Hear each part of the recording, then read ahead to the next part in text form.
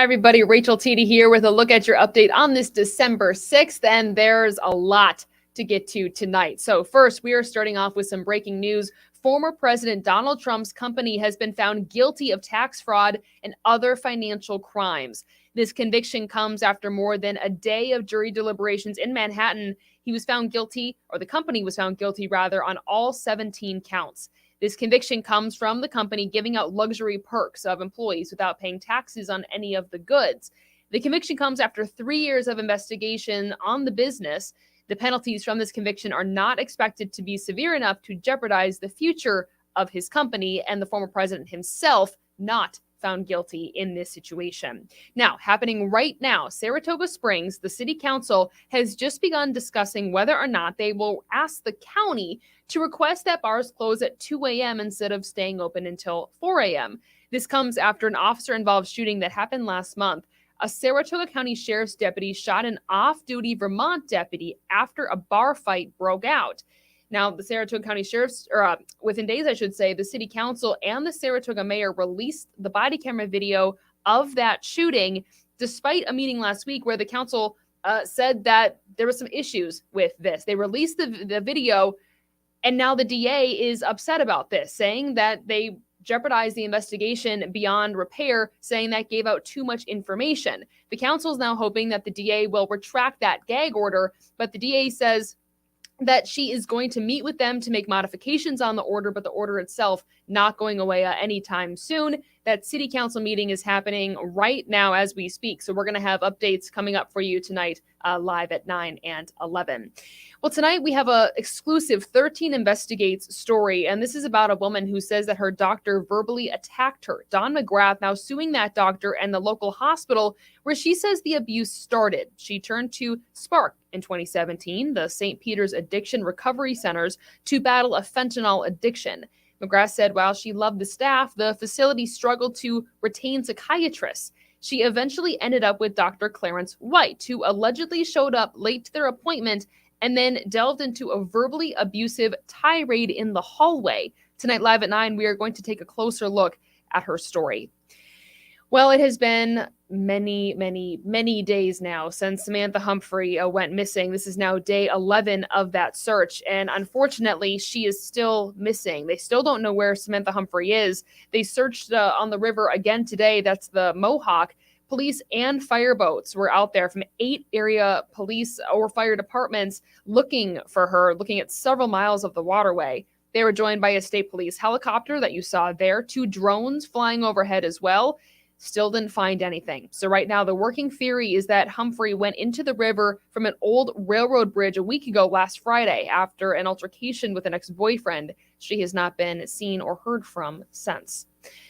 And finally, there's a 17-year-old who we first spoke about last night, live at 9 and 11. This 17-year-old was in Florida celebrating her 18th birthday when she drowned. This was on Saturday. Danielle Marceline, she was a senior at Catholic Central High School and was an accomplished athlete and dancer. She drowned while swimming with her friend. That friend is okay. We spoke with her dance teacher today who said that the studio is remembering her. They're planning some kind of class in her memory. So as those details start to come in, we'll for sure let you know here, also on air and online. Well, let me bring in Reed Kisselback. It's been raining all day. Very dreary day out there today. I'm hoping that rain is moving on out. Moving on out eventually. Okay. Unfortunately, not tonight, nor really tomorrow. So we have one more day of rain showers to deal with for us, Rachel. Outside, though, the good news is if you've been looking at this kind of weather that we've been dealing with this rain through the course of the day, it's been actually fairly light. You can see Schenectady, just under 1/10 of an inch of rain for the day today. But look at the temperature, too. It's mild out there, 53 degrees.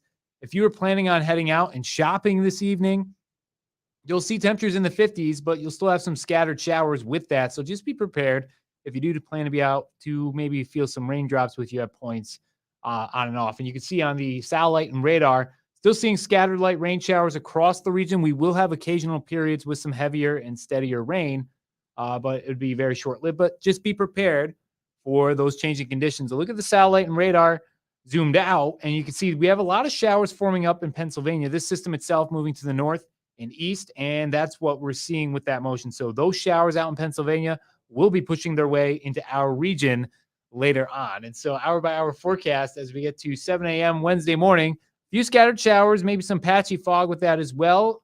By noontime, our next round of a little bit more of a steadier rain starts to push through with some steadier downpours in the mix. And by 4 p.m., the evening commute home, we will still have a few scattered rain showers in the mix, but it will clear out by the time we get towards 8 o'clock. And we're looking at dry conditions as we head towards Thursday. So in addition to some scattered rain showers, Wednesday morning, the only thing that we might want to watch for too is some patchy fog. So have the low beams at the ready for you here. Otherwise, hour by hour for the day tomorrow, it's a mild one with highs actually even reaching towards the mid 50s, thanks to a southerly breeze that we will have in place. That's definitely above average for this time of year. Tonight, 46, rain likely, some areas of fog, a mild night. Tomorrow, 54, cloudy and mild with rain showers staying likely on and off at points. And like we said, some areas of fog first thing in the morning. But your 7-day planner after Wednesday, look at this. We're dry for the rest of the week. 47 on Thursday, Friday, partly sunny high, 41. Saturday, Sunday, both days dry with a mix of sun and clouds. We cool down, though, and we stay closer to the average for this time of year, which is upper 30s and low 40s, but drying out after.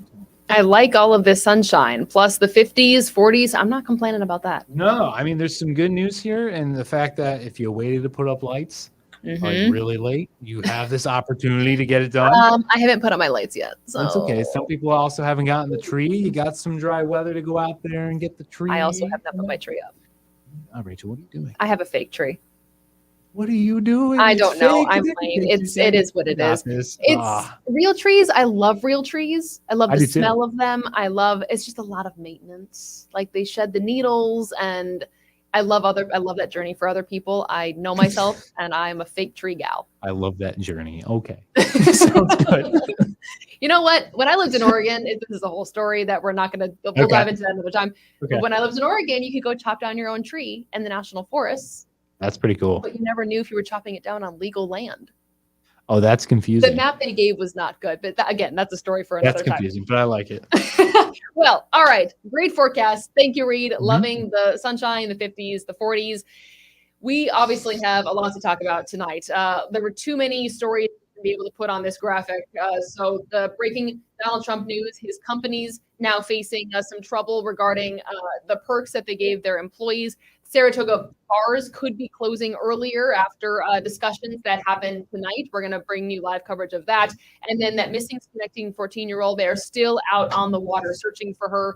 No luck so far. So, of course, we'll continue to keep you updated. Lots of breaking news. We have an exclusive 13 Investigate story coming up at 9 o'clock. We're going to take a closer look. So we hope you join us then.